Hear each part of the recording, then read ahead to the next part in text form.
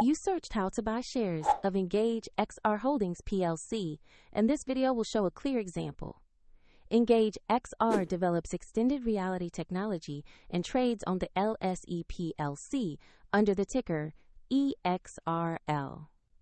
This is an educational guide and not financial advice.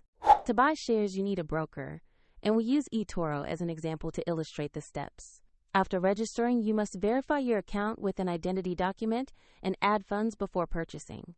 Use the platform search box and type the ticker EXR.L to locate Engage Xr Holdings Plc.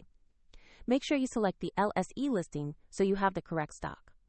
On the asset page, review the company profile, basic business description, and the price chart to understand recent price movement.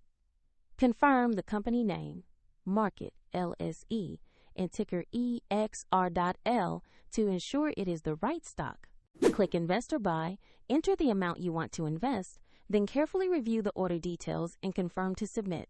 If the market is closed, your order may be queued for the next session, and the platform will prompt you to add funds if your balance is insufficient. After execution, your position will appear in your portfolio where you can monitor and manage it. A link to eToro is included in the description if you want to follow the same example.